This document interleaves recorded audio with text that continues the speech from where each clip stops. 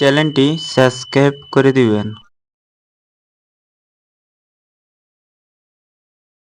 এক গ্রামে বাস করত এক গরিব কাঠুরিয়া। ওই কাঠুরিয়া ছিল সংসারে তার স্ত্রী আর সে।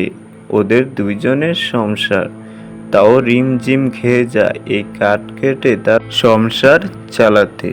তাই সে রওনা দিল, আজকে সে কাঠ কাটবে। অনেক গভীর জঙ্গলে রওনা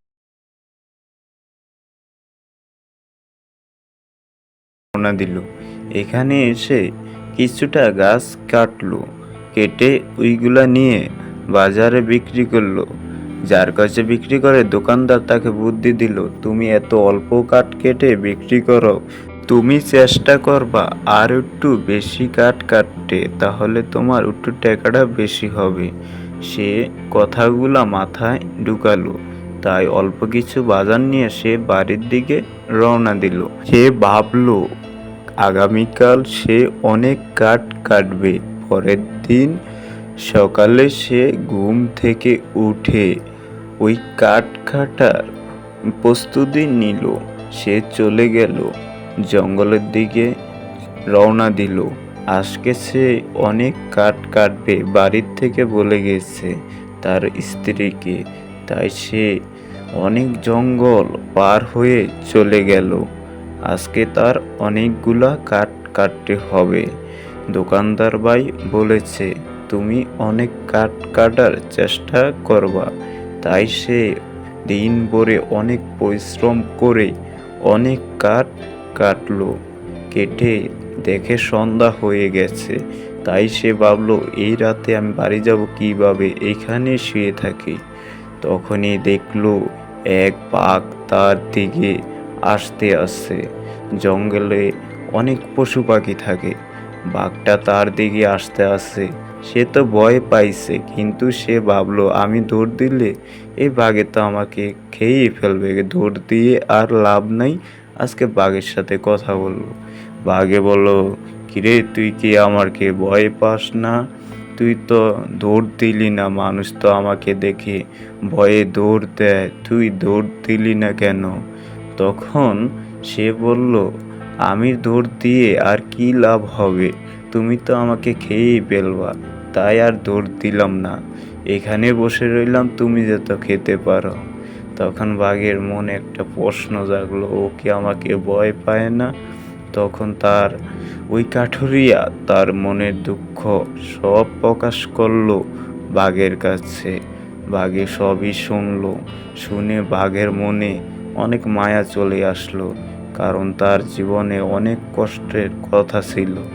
আর কিভাবে সংসার চলে এইগুলা বাঘেকে বলল। তাই বাঘে বলল, তুমি ভয় পেও না, আমি তোমাকে খাবো না, এখন থেকে তুমি আমার বন্ধু, চলো আজকে তোমার বাড়িতে যাব। পরের দিন সকালে ওই বাঘের সাথে বাঘের পিঠে ওই কাঠুরিয়া উঠল, উঠে তাকে বাড়ির দিকে রওনা দিল। তখন সে ভাবলো পশুর সাথে বন্ধু করে আমার খুব ভালো লাগলো। তখন তার বাড়িতে আসলো, এসে দেখতে পেল তার বউ একটি বাঘ তার স্বামীকে পিঠে চড়িয়ে নিয়ে আসতে আসে। তখন সে চিৎকার করলো ভয় পেয়ে। তখন তার স্বামী বলল, তুমি চিৎকার করো না, এই বাঘ হলো আমার বন্ধু, ও তোমাকে কিচ্ছু করবে না, তুমি ভয় পেও না। এভাবেই কাঠুরিয়ার সাথে বাঘের বন্ধুত্ব হয়ে গেল। কই থেকে কি বাঘের সাথে বন্ধুত্ব করলো কাঠুরিয়া, আসলেই ভাবতে অবাক। কারণ কাঠুরিয়া মনে অনেক কষ্ট ছিল, ওইগুলা বাঘে শুনে তার মনে একটা দয়া জাগলো, তাই বাঘে তাকে বন্ধু বানিয়ে নিল। আসলে একটা কথাই বাস্তব বন্ধুরা, পশু পাখির সাথে ভালোভাবে মিষ্টিভাবে কথা বলতে পারলে ওরা খুবই বুঝতে পারে।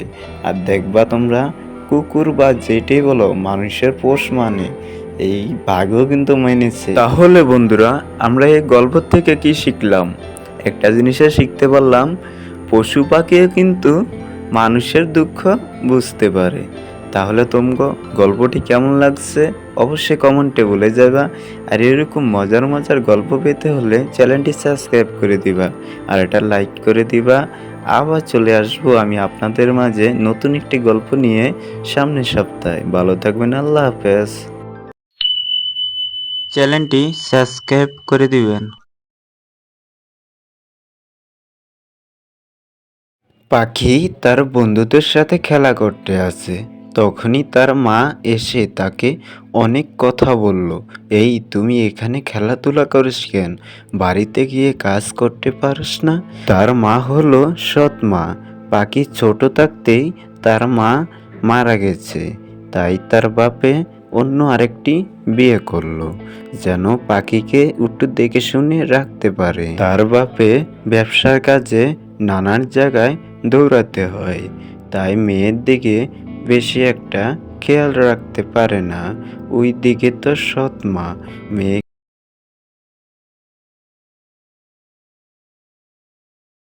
খুব কষ্টতে রাখে আর সব সময় কাজের উপরে রাখে। মেয়েকে খাবারের দিকেও কষ্ট দেয়। কি করবে, সৎ মা তো, তাই মেনে নিতে পারে না।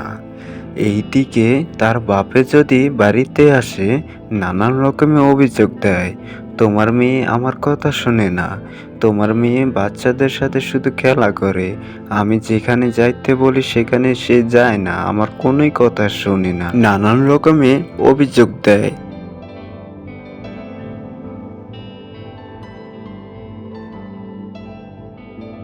সে একটি কাজে ঢাকার বাইরে যাবে, তাই তার স্ত্রীকে তার মেয়েকে বলে যাচ্ছে।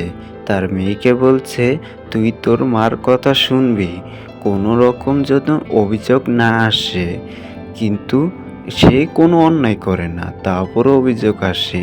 তার স্ত্রীকেও সে বলে গেছে, আমার মেয়েকে তুমি দেখে শুনে রেখো।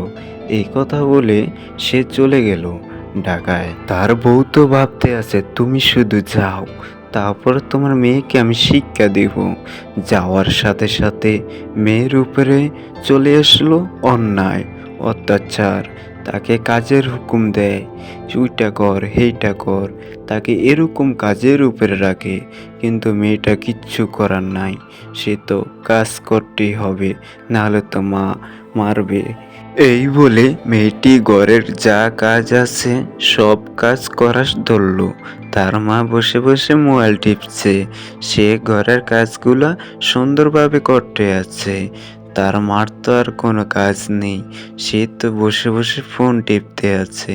আর ওকে দিয়ে ঘরের যা কাজ আছে সব কাজগুলা করায়। একদিন একদিন মেয়েকে ডাক দিল, আসতে একটু দেরি হলো, মেয়ের হাতে ছিল কাজ, তাই মা ডাক দিল। সে আসতে একটু দেরি হলো বলে তাকে অনেক রকম কথা বলল তোর মা মরে গিয়ে আমাকে তোরে আমার গাড়ির উপরে চাপায় দিয়ে গেল, একটা আপদ দিয়ে গেল, তোর বাপও তোকে কোনো ভিক্ষা দেয় না, তুইও যাস না, অনেক রকম অনেক খারাপ খারাপ কথা বলা। মেয়েটাকে বাড়ির থেকে বের করে দিল, বলল তুই বাইরে হয়ে যা আমার বাড়ির থেকে। তখনই মেয়েটা মন খারাপ করে ওই বাড়ির থেকে বাইর হয়ে গেল। কি করবে, এত কথা বলছে, কতক্ষণ শুনবে। সে মন খারাপ করে চলে আসলো বাড়ির থেকে। এসে একটি গাছের তলায় সুন্দরভাবে বসলো, বসে ভাবতে আছে এখন সে কি করবে। তার বাপে তো ঢাকায় গেছে, সে এখানে কই যাবে, কই থাকবে, কই খাবে, ভাবতে আছে। তখনই দেখলো এক সাদা পরী তার সামনে আসলো।